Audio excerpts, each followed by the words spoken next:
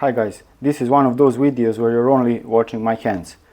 Anyway, if you have, which has its pros and cons, if you're running platform pedals with studs, it is a good idea to do the following procedure.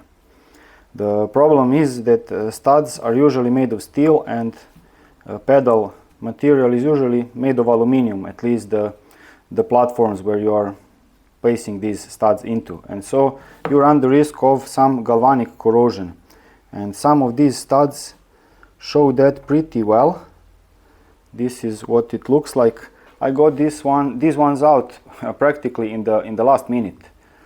Some of them were starting to feel as if any extra seizing will result in stripped threads and then a problem.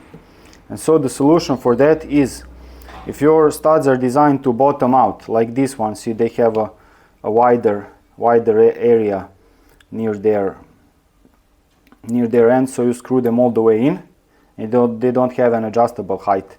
If that's the case, you can use anti-seize paste.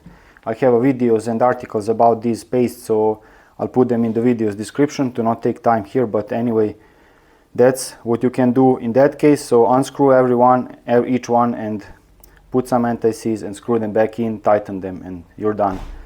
If your studs are adjustable so that you don't have a bottomed out section, or if they do have a bottom out section but you don't place them like that, that's usually the ones that are adjustable height are usually bottomed out when you put them at the highest possible level of protrusion or height, and if you want to put them a bit lower, then you don't have that locking option of bottoming them out against something and tightening. In that case, put some anti-seize or put some thread locker on the threads, preferably some weak one like blue Loctite and similar. I also have a video on those. I also put it in the video's description, but anyway, thread locker will also prevent them from seizing, but it will also prevent them from loosening due to vibrations if you don't have a way to really screw them down and tighten them, because they are adjustable. So those are the two alternatives, and in this case with these pedals I will be using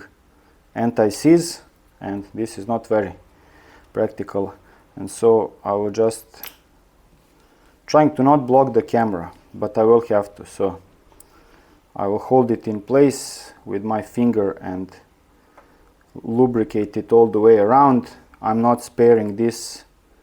I put some more than enough, and so that's it, and I'm screwing it back in.